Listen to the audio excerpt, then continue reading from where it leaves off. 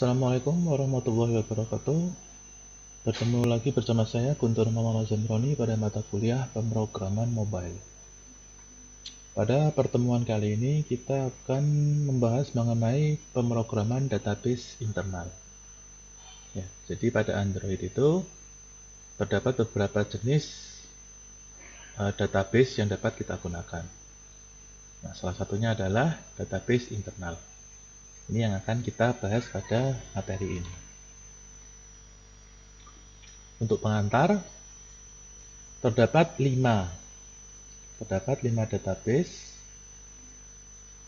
yang dapat kita gunakan pada Android.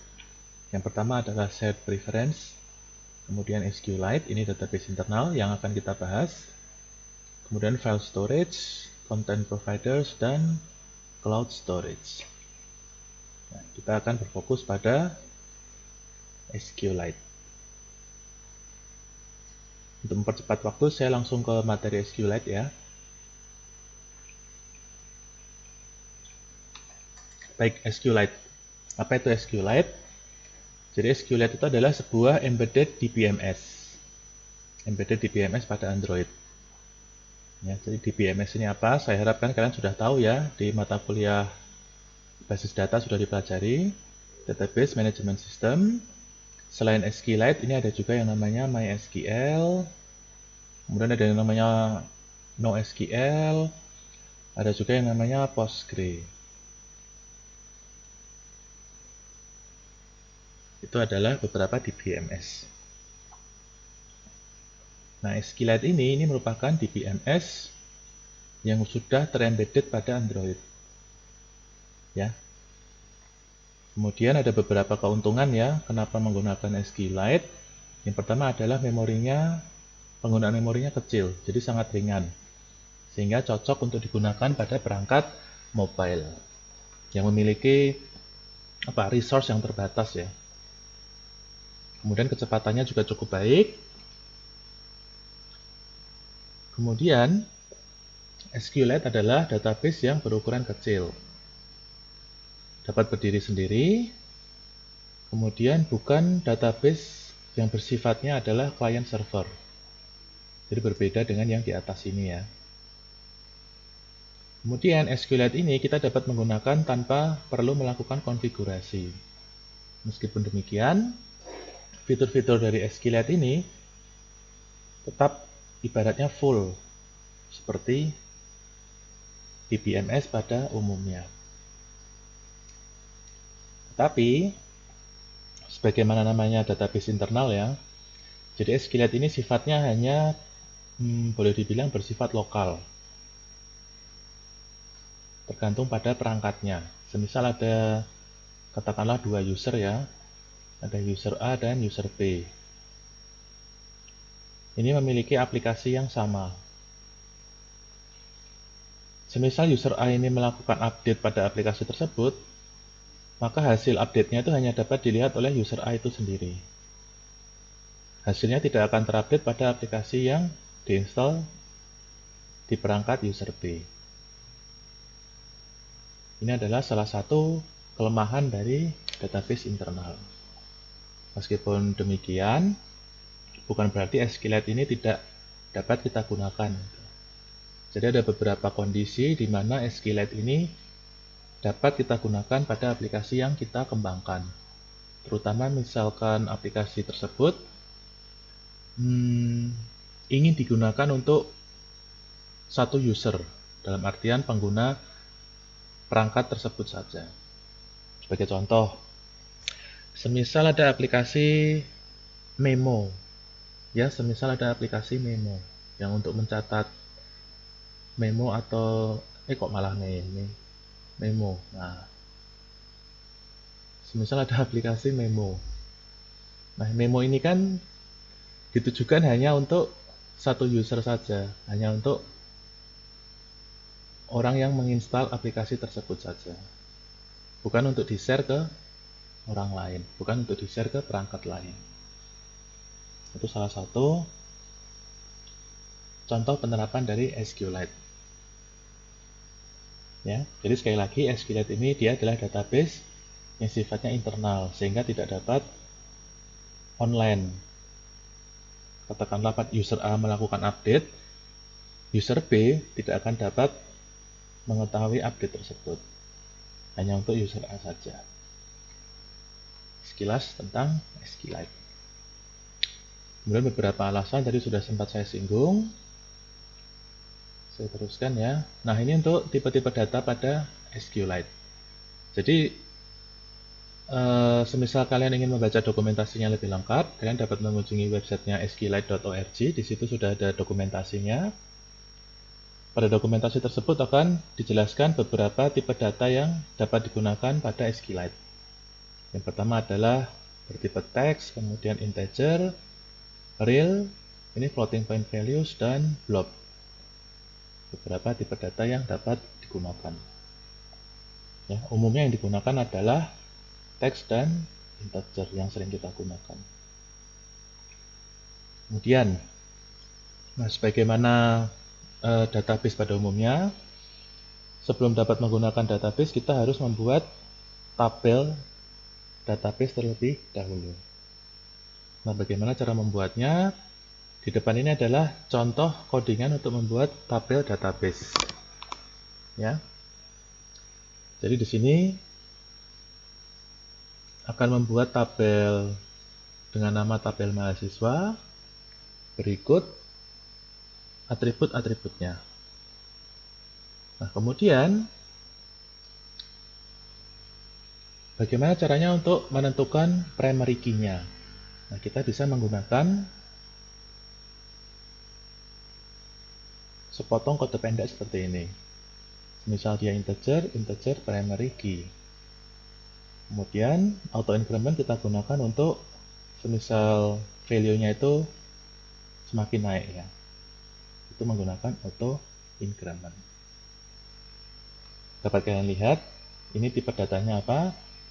Key ID integer, kemudian nama teks, name juga teks, email teks, HP juga teks. Bisa dipahami ya. Kemudian, tidak ada database yang otomatis disediakan oleh Android. Ini betul, meskipun SQLite itu embedded pada Android, tetapi untuk database-nya kita harus membuat sendiri. Ya, membuatnya bagaimana dengan codingan yang ini, sudah ada contohnya. Kemudian, jika ingin menggunakan SQLite, kita harus meng-create database serta mendefinisikan tabel dan indeksnya. Ya, ini sudah dijelaskan pada slide sebelumnya. Kemudian, untuk membuat dan membuka database yang paling baik adalah, bukan yang paling baik, mungkin maksudnya ya, memang kita harus melakukan seperti ini gitu, tidak ada cara lain. Jadi semisal kita ingin menggunakan SQLite, kan awal-awal kita harus membuat tabel terlebih dahulu. Pertama kali kita menggunakan kan belum punya tabel kita ya, belum punya database. Nah, untuk membuat tabel database-nya, kita harus mengimport yang namanya kelas SQLite Open Helper ini. Seperti ini contohnya. Terus kita import SQLite Open Helper. Nah, apa fungsi dari kelas tersebut? Jadi SQLite Open Helper ini, dia nanti akan punya yang namanya subclass. Subclass itu umumnya disebut sebagai class helper. Jadi kelas helper ini merupakan subclass dari SQLite Open Helper. Apa fungsinya? Dengan menggunakan SQLite Open Helper ini, kita akan mendapatkan beberapa metode. Ya, akan ada beberapa metode yang dapat kita gunakan untuk membuat tabel database. Yang pertama ada onCreate, onUpgrade, onOpen. Sebetulnya ada satu lagi namanya onClose ya, tapi tidak tertulis. Ada satu lagi namanya onClose. Nah, onCreate, apa fungsinya? Sesuai namanya ya, untuk membuat tabel. OnUpgrade untuk melakukan upgrade. Upgrade dalam artian bukan upgrade isi database-nya ya, tapi lebih kepada alter tabel. Semisal ada perubahan struktur tabel. Nah, ini menggunakan onUpgrade. upgrade. On open untuk membuka tabel. Nah, ini on open sifatnya opsional. Jadi kita tidak menggunakan on open, SQLite-nya tetap berjalan. Begitu juga on close. On close ini juga sifatnya opsional. Tabelnya atau database-nya tidak kita tutup, aplikasinya tetap dapat berjalan. Meskipun beberapa orang berpendapat, semisal tidak di close, maka nanti penggunaan memorinya akan sedikit banyak. Ada yang berpendapat seperti itu. Berikutnya, ini contoh dari penggunaan kelas SQLite Open Helper berikut metode-metodenya ya. Jadi, pertama-tama ini ada subclass helper tadi, kita extend ke SQLite Open Helper. Ya. Kemudian di sini kita define mulai dari nama database-nya, nama tabelnya, berikut atribut-atributnya. Kemudian ini tadi subclass-nya. Nah, pada metode onCreate kita buat tabelnya. Seperti contoh sebelumnya, nama tabelnya apa, kemudian atribut-atributnya, primary key-nya, auto increment. Dan jangan lupa exec SQL, di-execute. Kemudian on upgrade, semisal ingin melakukan upgrade. Jadi minimal kita mengimplementasikan dua metode ini, on create dan on upgrade. On open dan on close itu opsional, kita tidak perlu menuliskannya. Nanti hasilnya akan seperti ini. Nama database-nya, database, kemudian nama tabelnya mahasiswa, berikut nama atribut-atributnya.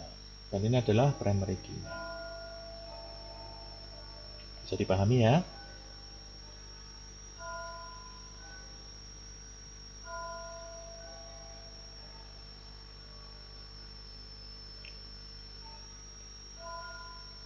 Ini sama, membuat database ya. Nah, kemudian kita masuk ke kelas dari SQLite yang lain. Jadi tadi kan SQLite Open Helper kita gunakan untuk membuat dan membuka tabel database ya. SQLite Open Helper. Nah, sekarang ini ada kelas yang namanya SQLite Database. Apa itu SQLite Database? Di sini sempat ada masuk SQLite Database. Sini juga ada SQLite Database itu apa sih? Nah, kita lihat. Jadi SQLite Database itu mudahnya, kalau kalian dulu mungkin ada namanya CRUD ya, semestinya sudah dikenalkan. Nah, SQLite Database ini di dalamnya ada beberapa metode yang sifatnya itu menyerupai CRUD. Ada yang namanya insert untuk menambahkan data ke dalam database, kemudian ada namanya update untuk memperbarui, delete untuk menghapus, dan exec SQL untuk mengeksekusi sintaks SQLite. Execute SQLite ini sudah kita gunakan metodenya. Nah, ini ada di sini. Sudah kita gunakan, dia akan mengeksekusi query table. Apa query table-nya? Isinya ini. Yang ini juga sama. Execute sintaksnya. Ya. Jadi ini metode-metode pada SQLite Database. Kemudian SQLite Database itu melakukan manajemen database.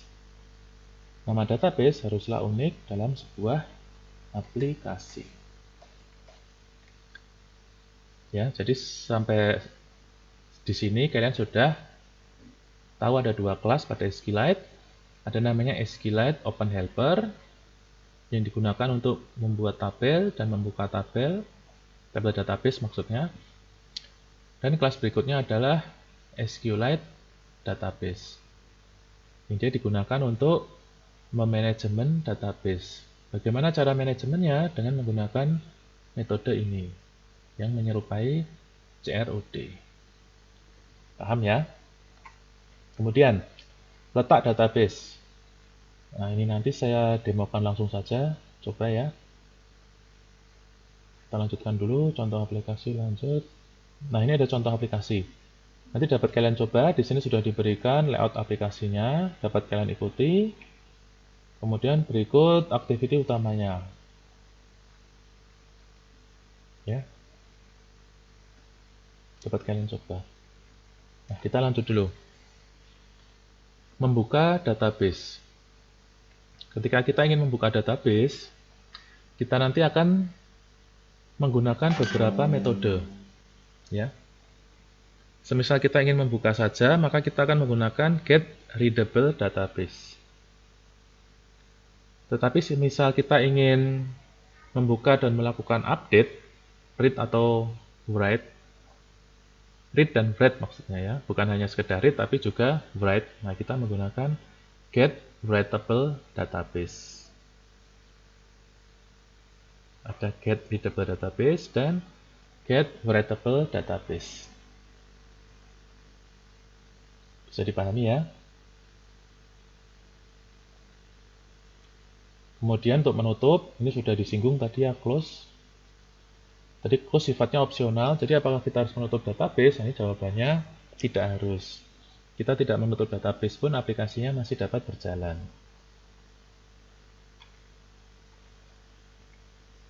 Content values.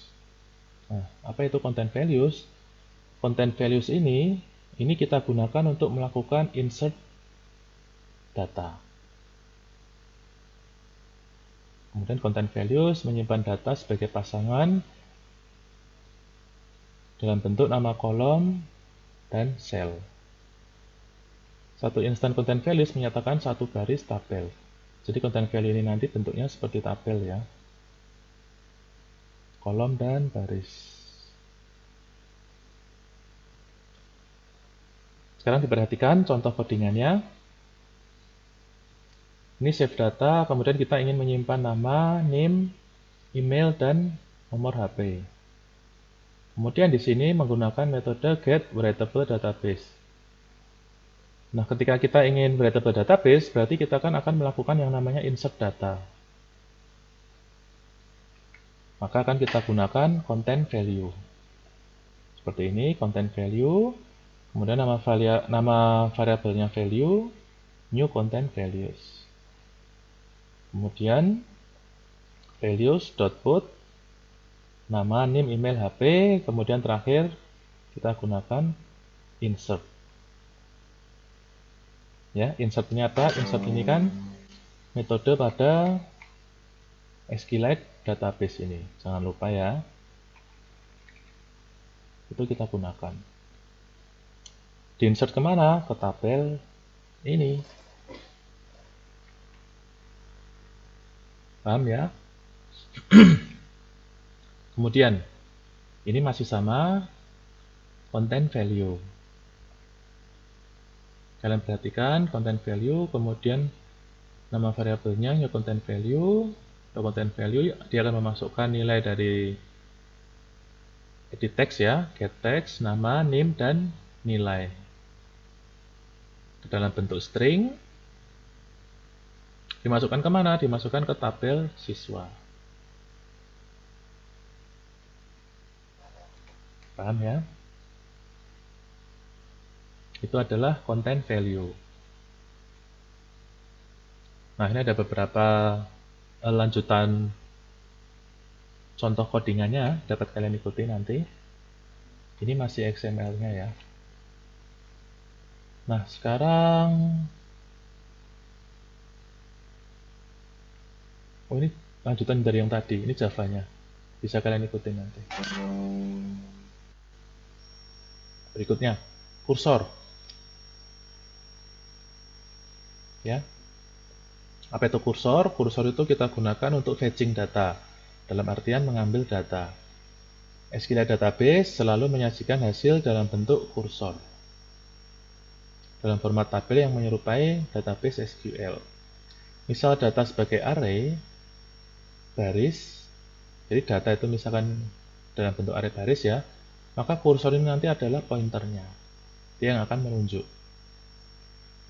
Menunjuk kemana? Menunjuk ke datanya ini. Contohnya, Seperti ini dapat kalian lihat. String get nama long, kemudian dbDis get readable database. Kita ingin membaca. Nah, ketika kita ingin membaca database, maka kita akan melakukan fetching. Ketika melakukan fetching data, kita akan menggunakan kelas kursor. Nah, kelas kursor ini nanti memiliki beberapa metode, antara lain ada move to first, move to next, seperti itu. Ada beberapa, tidak hanya dua ini ya, nanti dapat kalian lihat. Di sini contohnya menggunakan metode move to first. Jadi posisinya dipindah ke paling atas, dia akan naik, misalkan move to first. Ya, ini kelas kursor. Jadi sudah ada beberapa kelas tadi yang kalian pelajari. Sudah ada SQLite Open Helper, ada SQLite Database, ada juga kursor. Ya, masing-masing kelas tersebut memiliki beberapa metode.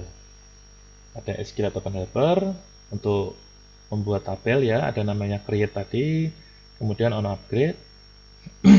Pada SQLite Database bisa melakukan CRUD untuk memanajemen data. Ada insert, update, delete, execute SQL, dan lain-lain. Pada kelas kursor, metodenya adalah move to first, move to next, move to last, dan lain-lain. Gunanya untuk memindah-mindah posisi dari database-nya, dari datanya. Nah, kalau boleh dirangkum, jadi materi kita seperti ini ya, lebih kurang. Ada yang namanya database. Ya. Tapi, misalkan kita baru pertama kali membuat aplikasi dengan SQLite, maka kita akan belum mempunyai database. Nah, untuk membuat database-nya, kita harus menggunakan SQLite Open Helper dengan bantuan subclass yang namanya helper. Dan nanti di-extend ya ini. Pada SQLite Open Helper ada beberapa metode yang dapat kita gunakan. Antara lain ada namanya onCreate, onUpgrade, kemudian ada onOpen, ada onClose, getWritable, getReadable. Ini adalah beberapa metode dari SQLite Open Helper. Ya. Nah, kemudian SQLite onCreate ini, metode onCreate kita gunakan untuk create database, onUpgrade untuk upgrade database. Sekali lagi, upgrade di sini bukan artinya kita akan mengupdate database ya, mengupdate isi dari database, tetapi lebih kepada semisal kita ingin melakukan perubahan struktur database. Katakanlah kita ingin menambah kolom. Nah, itu nanti menggunakan metode upgrade ini. Kemudian getWritable kita gunakan misalkan kita ingin melakukan perubahan ya. GetWritable akan menggunakan bantuan dari content values. Kemudian getReadable ini untuk fetching data. Untuk membaca data kita menggunakan kelas kursor untuk membaca data. Kemudian ada juga yang namanya kelas SQLite Database. Ini untuk melakukan manajemen database. Ada beberapa metode yang dapat dilakukan seperti exec SQL, insert, delete, dan update. Ya, itu materi kita hari ini. Baik, sebelum kita akhiri ingin saya demokan sedikit ya mengenai aplikasinya. Ini sudah saya buatkan, bukan saya buatkan sih, maksudnya saya sudah membuat aplikasi sederhana dengan nama aplikasi buku kontak. Nah, fungsinya lebih kurang untuk menyimpan nama, NIM, kemudian nomor HP dan email teman kita. Sekali lagi, data-data yang kita simpan di aplikasi ini tidak akan dapat dilihat oleh teman kita yang menggunakan aplikasi serupa. Jadi hanya dapat dibaca oleh pemilik perangkat HP di mana aplikasi tersebut diinstal. Aplikasi buku kontak. Pada aplikasi ini terdapat beberapa layout ya, hanya menggunakan dua layout. Jadi yang ini untuk menampilkan hasil pencarian nanti. Ini layout utama, kemudian ada 3 kelas Java, Activity, kemudian DB Helper, dan View SQLite Data. DB Helper ini adalah kelas helper tadi ya, kita gunakan untuk membuat tabel. Jadi minimal ada namanya method onCreate dan ada onUpgrade.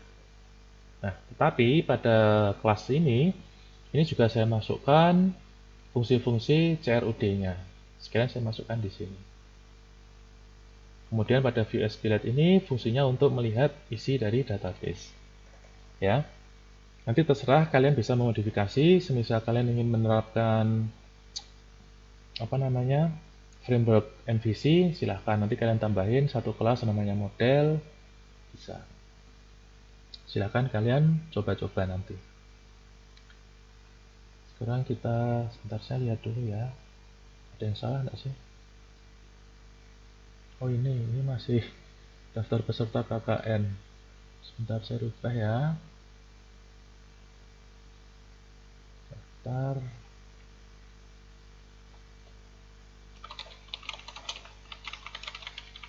kontak mahasiswa saja. Kita coba.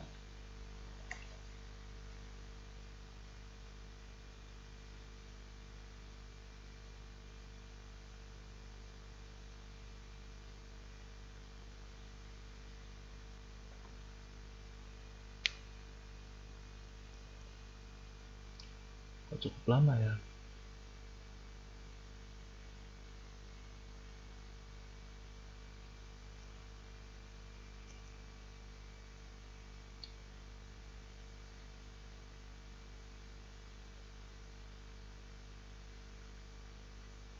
Oke, sudah diinstal. Launching activity. Nah, ini aplikasinya, aplikasi buku kontak. Misal kita melihat ini, tombol lihat, untuk melihat isi database-nya, kosong. Kemudian aplikasi buku kontak, misalkan kita masukkan nama. Kantor, kemudian NIM, 123, nomor HP, dan email. Kemudian simpan. Kita lihat, sudah akan masuk database. Untuk ID-nya tadi tidak perlu kita isi karena sudah menggunakan auto increment. Kita tambahkan lagi, masukkan Budi. NIM-nya 112233 089, berikut emailnya yahoo.com. Simpan, lihat Budi sudah ada. Bagaimana misalkan kita ingin mencari, kita lihat ya isi database-nya, kemudian oh Budi, saya ingin mengedit Budi. Budi itu ada di ID 2, kemudian kita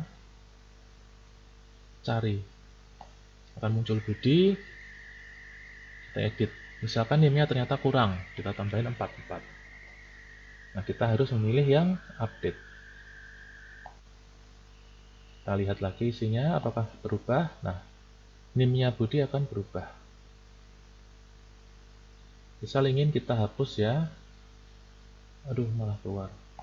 Nah, kita ingin menghapus tadi nomor 2. Budi ingin kita hapus. Data sudah dihapus, kita lihat. Nah, Budi sudah dihapus. Ya, ini contohnya. Oh, kemudian tadi apa? Lokasi database ya. Lokasi database biasanya ada di sebentar, ada di ini saya pakai simulator ya.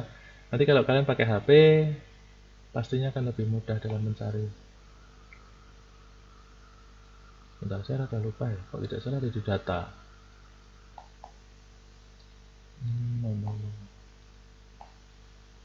Bentar, data.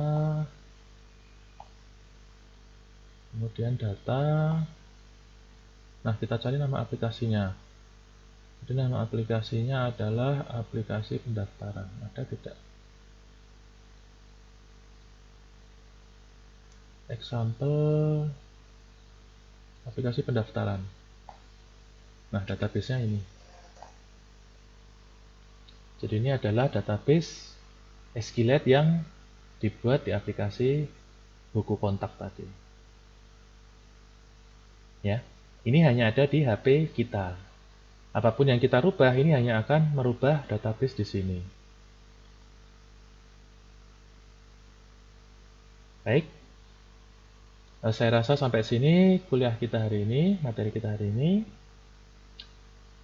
Terima kasih atas perhatiannya. Assalamualaikum warahmatullahi wabarakatuh.